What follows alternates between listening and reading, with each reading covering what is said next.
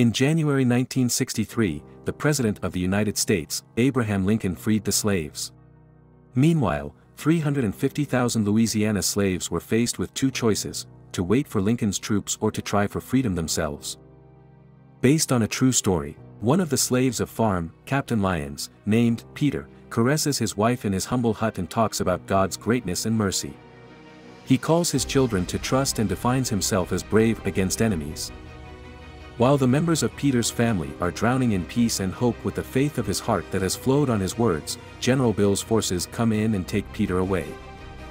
Peter resists and Dodienne runs towards him. Peter, enraged by the behavior of the animal with the shovel handle, bites the arm of one of them. Hence, the other threatens his wife with a gun.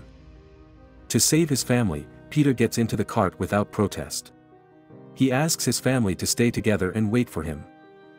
The cart starts, and after a long journey past the fields and marshes, they arrive at the railway construction workshop. Seeing the severed heads of the slaves at the entrance of the workshop, Thomas sheds tears and cries for his sad fate. After that, they enter a camp in Clinton and quickly get to work. While working, Gordon falls down and is whipped by one of the whites. Peter proceeds to lift Gordon off the ground, which angers the white man. In the meantime, they report that one of the slaves has escaped. Fassel and his crew move quickly. After a few hours, John is brought back to the camp while being dragged to the ground with a horse. John is severely punished and Fassel puts the heat of escape on his face. At night, while John is unconscious due to the severity of the whipping, he is returned to his cell and shackled to the ground. Seeing John's moans, Thomas loses his temper and bursts into tears. Peter tries to calm him down with his faith and talking about God and his word, but suddenly John opens his mouth and violates all of Peter's statements. Peter continues that God will not reveal himself to everyone and then prays for John, who doesn't believe. The next day and the following days, the slaves are busy building and completing the railway. In the meantime, Peter is one of the slaves who is banned the most. A few days later, while at work, Peter overhears Howard talking about Lincoln's order to free the slaves and run to Baton Rouge. Thomas, who is taking Howard's food, also hears this news. Howard complains about Thomas's food and annoys him. Peter glares at Howard and reminds him that Thomas is a teenager. Howard gets angry and points a gun at Peter. But with Fassel's whistle, he stops shooting. At night, Fassel whispers in Peter's ear that, "I am your God and you must be obedient like a dog." Peter also sarcastically replies that, "If you give me some of your dog's meat, maybe so." Fassel, who is angry with Peter's response, hangs a collar on Peter's neck the next day and harasses him with a wild dog in front of him. After being freed from the collar, Peter repeats Howard's words and tells his friends about escaping from the swamp to Lincoln's army base in Baton Rouge. Thomas asks Peter to join him in this escape. A few days later, while working, one of the slaves falls on the ground and dies. One of the white soldiers orders Peter to throw the old man's body into the pit. Peter takes the body to the pit and after praying for him, leaves him in the pit. Howard orders Peter to pour lime on the corpses to remove the stench of the dead. Meanwhile, Howard prepares his gun to aim at Peter. Peter, who finds out about his intention, hears the explosion, seizes the opportunity and runs away by throwing lime in Howard's eyes and injuring him and his companion. As Peter escapes, his friends and a large number of slaves also run for the exit. Fassel takes his gun and hunts many of them in the moment. Then he sets out for the rest of the fugitives with his companions and wild dogs familiar with the smell of all the slaves without wasting time. All four Ferraris run fast. Using his sixth sense and of course the flight path of the birds, Peter finds the way to the marsh and guides the others. Finally, they reach the marsh and Fassel's family also approach them. Peter, Gordon and John enter the swamp, but Thomas is afraid of crocodiles and stays on land. Amidst Thomas's doubts, wild dogs attack him and tear his arms and thighs. 3 other fugitives have reached the other side of the marsh and hide themselves. Fassel and his cubs arrive and release Thomas from the dogs. Fassel asks Thomas about the escape destination and promises him that he will be released if he cooperates. Thomas reveals the plan and then enters the swamp with Fassel's permission, but is shot dead from behind. The remaining 3 run non-stop. Then they separate, makes tracking more difficult. Peter starts to move when he suddenly notices the thrust injury from Fassel's bullets. He walks a path and finds a home. He enters the compound and runs away after quenching his thirst and taking potatoes and some cloth. At this moment, the owner's daughter notices his presence and pulls Fassel towards the area by ringing the bell of the Ferrari. Peter runs to the swamp and stops and bandages his leg wound. Then he continues to run again. A little further, Peter, who notices Fassel's approach, unties the bloody cloth from his leg and hides it next to a rock. After that, he dives into the water and observes them from a distance. The dogs are drawn to the smell of the cloth, and Fassel and Dar and his pack think that Peter has crossed the marsh. Seeing a crocodile passing by, Fassel is convinced of the insecurity of the marsh and continues on his way. Peter, who has progressed underwater to the point of suffocation, comes out when he is suddenly attacked by a crocodile. He is seriously injured, but finally saves himself by using his companion knife and inflicting several blows on the animal's head. At night, Dodienne wakes up with disturbing dreams of Peter. His daughter, Betsy, asks about her father and the mother assures her children that the father will survive, because he has always been strong and faithful. The next day, Peter pulls pebbles and broken branches from his wounds. Fassel and his kids return to the place of the battle between Peter and the crocodile and meet the crocodile's body. Fassel orders the crocodile's stomach to be cut open, and they discover that Peter has survived the battle. At night, when they're grilling crocodile meat, Fassel's subordinate expresses surprise at Peter's cleverness and intelligence. But Fassel explains that black people aren't ignorant, and this is a trait reserved for those who underestimate them. Then he tells the story of the black servant who took care of him when he was a child and in the absence of his mother. Fassel gets to know this girl and provides her with his food. Then his father becomes aware of this incident and by killing the girl, he teaches Fassel that he shouldn't value black people, because they will definitely loot their property and fields. The next day, Peter continues to escape with many injuries and Fassel follows him. After traveling a long way, Peter is afraid of the difficulty of walking, when he suddenly calms down with a call in his heart and entrusts himself to his God. Then he comes across a tree house. He enters carefully and waters himself with a bowl of water. Then he puts his knife under the ashes and burns his wound to prevent infection. After that, together with the ashes, he climbs the opposite tree to take a part of the beehive. Fassel sees the smoke rising from the ashes and moves towards it. Peter boards a boat near a tree house and sets off after applying beeswax to his wound. At the lion's farm, Hurley goes to Dodienne and tells him about his sale. Then the order to prepare to go to Fabien's farm, but without her children. Dodienne gets upset and begs. But Hurley repeats the order and then with a lewd look, he stares at Betsy. Dodienne asks Betsy to get out of the situation.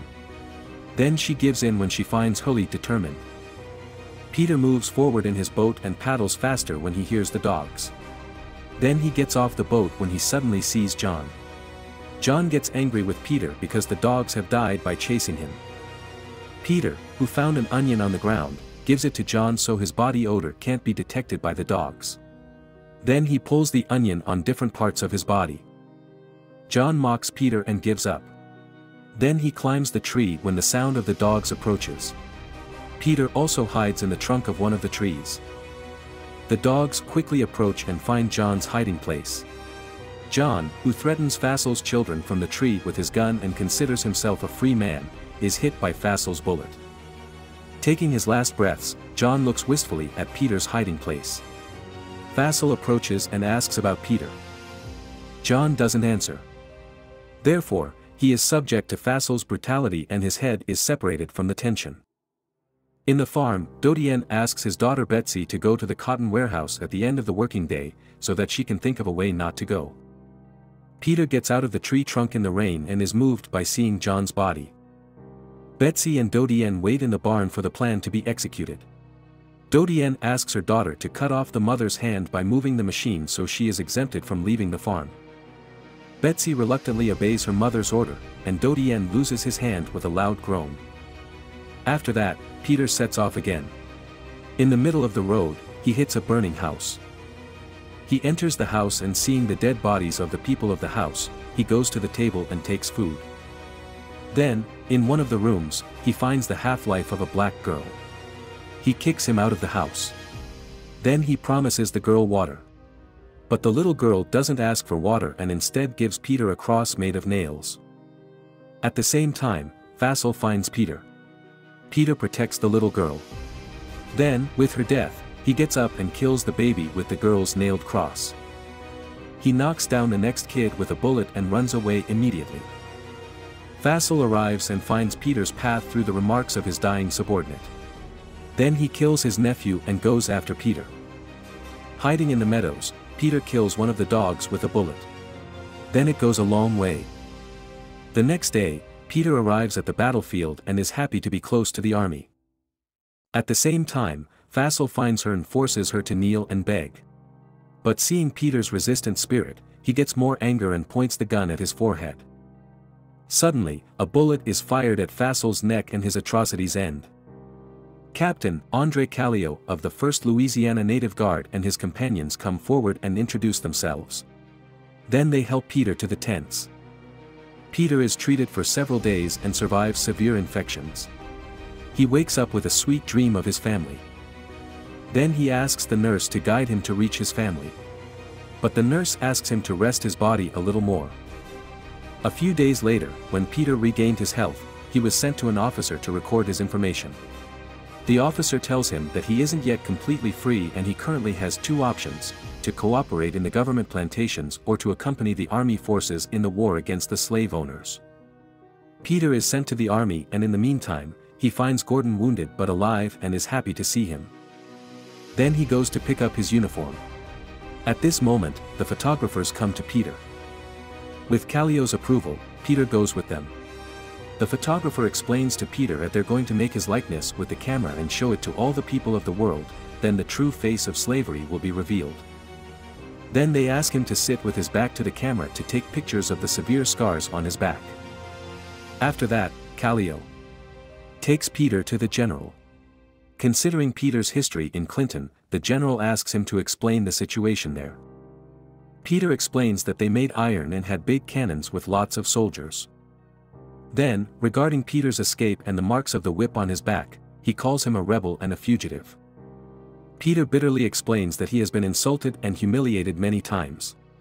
He was beaten many times, repeatedly whipped, burned, broken, etc., and yet he didn't give up and still fought with them. The general is impressed and allows him to participate in the attack tomorrow.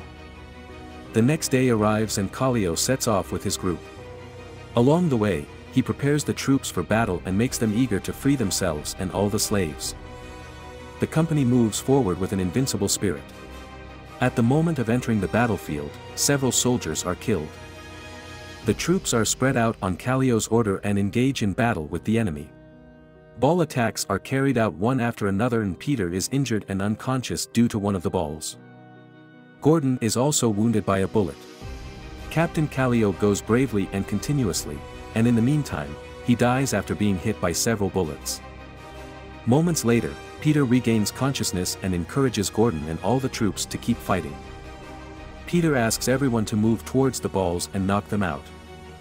The war becomes breathtaking and finally, with the sunset, silence covers the whole plain. Yes, Kallio's forces defeat the enemy. After the victory in the first dam and after re-energizing, the forces move forward to clear all the plantations of the existence of slave owners. Finally, Peter gets his wish and they enter Captain Lyon's farm. By arresting the inhabitants of the house and killing lions, they declare all the slaves free. Peter asks about his wife and starts looking for her. But seems no one knows her. Amid the hustle and bustle of the slaves longing for freedom, Peter looks for his family, who suddenly sees his children. Everyone runs to each other and hugs each other. Even in happiness, Peter doesn't forget to give thanks. He gathers his family and thanks God together. The iconic image of Peter has been seen many times around the world. Finally, on June 19, 1965, 4 million slaves were recognized as free.